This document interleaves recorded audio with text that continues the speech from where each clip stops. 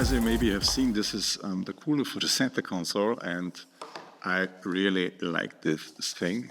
We didn't have this in the old Discovery 4, but I always wanted this, and yeah, on this I thought it's time to do this upgrade because it's really easy to do. You only need to replace 4 screws, I think, and then you can get this one in. So I think I have seen a few years ago, I've seen a box where you also can heat. Do you notice, is there a box where you can heat and cool things? Because I searched for it and I didn't find it, but I have in my mind that when I was searching for our first Discovery 4, there was this box.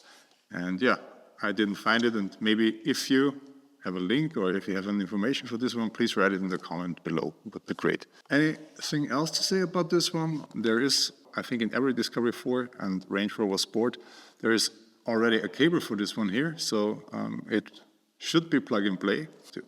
Guys, if you like the video and if you like my channel, it would be really great if you follow me and if you give me a like. And if you want to do more for this channel, so I can do more upgrades, it would be really great if you get another kind of a channel member.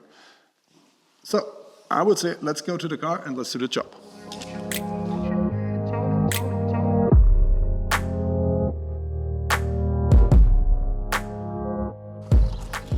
So in the car we have to remove our cup holder here. We have to get rid of this armrest over here. So there are 2 screws in the back to remove. You can remove this one here on the center console, but I don't think it's necessary. So we will unscrew those 2 screws in here and then lift it up a bit, and then we should get the original box out. Okay, but first we will start with this one. Get it out, pull it up, and that's it. Then the next one, we have now to remove this water protection plate here. As you can see, my protection plate, it's not in the best shape anymore, I have to say, but that is because the pre-owner cut it out. I think he had the same problem which I had with the gearbox, and I think he was that angry, so he always has to release this one to put it in neutral. Maybe I will get some new plate. Okay, so this was the first thing. We have to unscrew these 2, and now for the back we have to get a T40 Torx to get the screws here in the back out. Let's have a look if we can lift this already up. Yeah, so to have better access to these bolts in the back, I will recommend that you move your seat a bit. I moved the passenger seat a bit forward so we can easily access to this one. And to remove this cover here, you have to push it up and then get it out. So there's the clip. And now we do the same for the other side. And now we have to lift it up, and we should pull it straight out, and it should go out like this. So, and that is how easy it is to remove the armrest here, center armrest. There are 2 screws in the front here. I think we also have to remove them, and then we can pull it straight up. I decided now to remove this one because it's easier to work on. There are 2 connectors in the bottom which you have to release. There's a gray one and a green one. Now I removed the gray one, and now we should be able to get it out. Yes. And these are the 2 bolts which I was talking before. So you need a T20 for this one. We should be now able to get this one out by pulling it up. I hope this is that easy. Or is there a screw in the middle? Maybe there's a screw. Well, there is nothing. Okay. So, well, okay. The reason why this gets out so hard is because there are those plastic clips here, or these clips on the bottom, where this one sits in. So, okay, now I will get our new one. So there's the new one. It's over here. And where is our cable?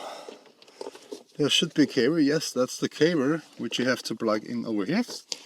And be careful As you can see here, this one is already broken, so I don't think this will hold very good in position, but you have to get those pins here in, and also the one on the back. So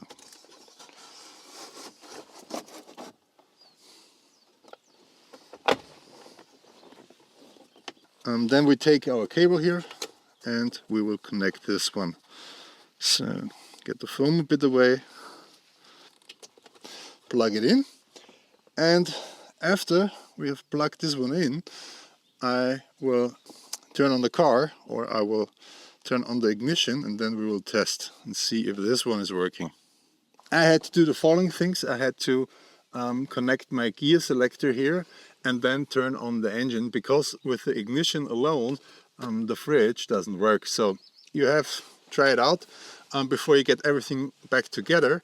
In my case, I turn on the engine and then I wait a few seconds, and when I'm turning on the fridge, then the fan starts to work and the light is green. But I will show you this after I put everything back together, and then we will test this one.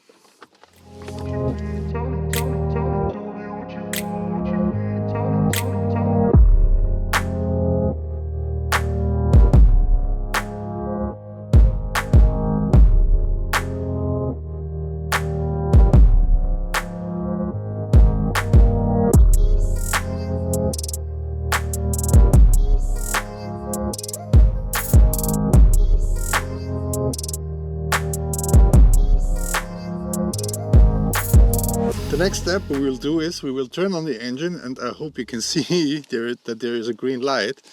So let's do it. And I think it needs a few seconds to turn on the light. Yeah, and now it's green. I hope you can see this. Let's get it. Yeah, as you can see here, now it's green. And if I turn it off, it's off. There's only one thing left what I have to do, and this is to test the fridge. Maybe I have time today to test it, and if I have time I will put some photos in how cold those drinks are which I put in the fridge. And guys, if you think this is an easy upgrade, I could really recommend this one, because it's easy to install and it's really great to have a fridge in the center console.